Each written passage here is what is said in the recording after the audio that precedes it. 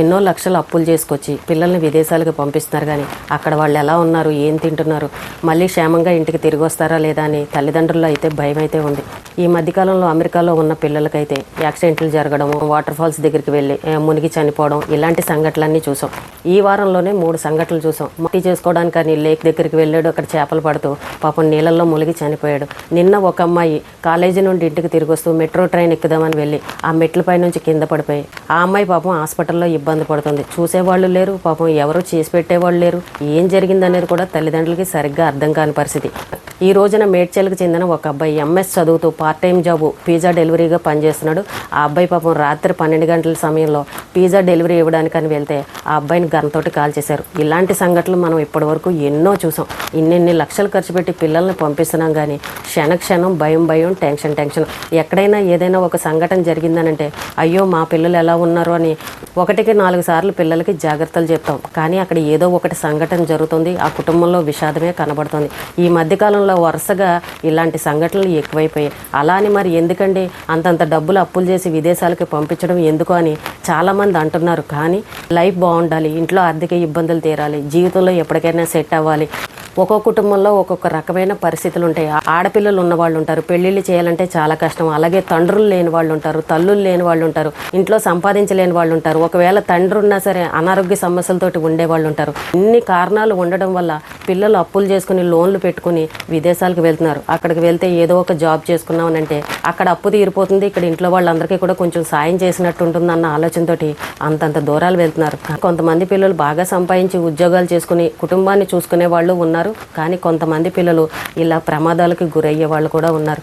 నిన్న కూడా స్పందన అనే అమ్మాయి తెలంగాణ మంచిర్యాలకు చెందిన అమ్మాయి.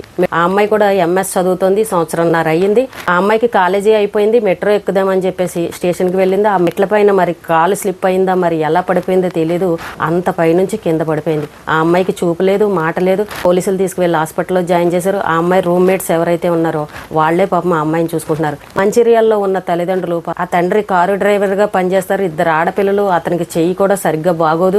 అక్కడ ఇక్కడ అప్పులు తీసుకొచ్చి ఆ అమ్మాయిని అమెరికాకు పంపించారు. ఇప్పుడు ఆ అమ్మాయి హాస్పిటల్లో ఉంది. ఆ అమ్మాయి స్నేహితులు ఫోన్ల మీద ఫోన్లు చేస్తున్నారు.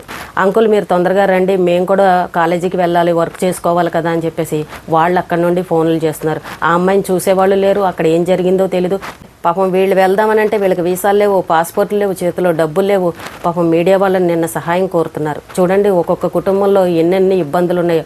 అందరూ చెప్పడానికి ఈజీగా చెప్పేస్తారు, ఏ పరిస్థితులు బాగున్నప్పుడు ఇక్కడే బతకచ్చు కదా, అంత దూరం వెళ్ళడం ఎందుకని అంటారు. కానీ ఇప్పుడు చూడండి కొంతమంది కుటుంబాల్లో పరిస్థితులు అస్సలు బాగోలేవు, అప్పుల పాలు అయిపోయిన వాళ్ళు కూడా ఉన్నారు. కుటుంబానికి అండగా ఉంటారులే, ఒకరిని పంపించామని అంటే మన ఇబ్బందులు తీరుతాయన్న ఉద్దేశంతో అంతంత దూరాలు వెళ్తున్నారు. కానీ పరిస్థితులు చూసారా ఎలా తారుమారు అయిపోతున్నాయో.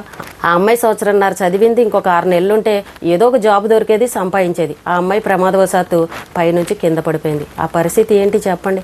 ఆ అమ్మాయిని చూసేవాళ్ళు ఎవరూ లేరు, తల్లిదండ్రులు వెళ్లే పరిస్థితి లేదు. కొన్ని కుటుంబాల్లో బాధలు చూస్తుంటే మరీ దారుణంగా అనిపిస్తుంది.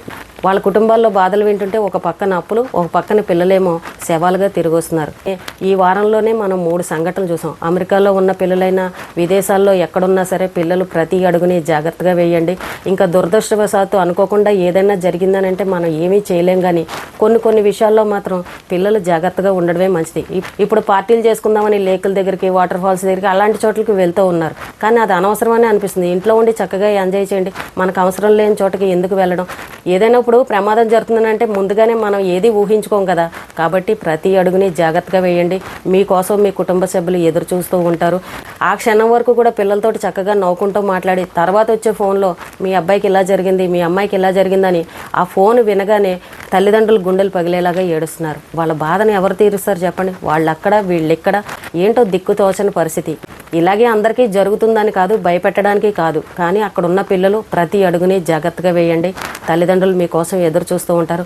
మనం దేశం కాని దేశంలో ఉన్నామనంటే కొన్ని విషయాలకి దూరంగా ఉండాలి, కొన్ని ఎంజాయ్మెంట్లకు కూడా దూరంగా ఉండాలి. పార్టీలు అంటూ, ఎంజాయ్మెంట్లు అంటూ, షికార్లు అంటూ ఇలా ఇష్టం వచ్చినట్టు తిరిగారనుకోండి, ఎప్పుడు ఏం జరుగుతుందో మనం చెప్పలేం. మరి వెళ్ళేటప్పుడు ఎంత నవ్వుకుంటూ వెళ్ళారో మళ్ళీ తిరిగి వచ్చేటప్పుడు కూడా అంతే నవ్వుకుంటూ రావాలి. లక్షల్లో మన తెలుగు వాళ్ళ పిల్లలు విదేశాల్లో ఉన్నారు, ఇక్కడేమో తల్లిదండ్రులు ఉన్నారు. అమెరికాలో ఏదైనా పిల్లలకి ఇలా జరిగిందని ఆ సంఘటన టీవీల్లో వార్తల్లో చూసినప్పుడు ఇక్కడ తల్లిదండ్రుల్లో భయం అనేది పుడుతుంది.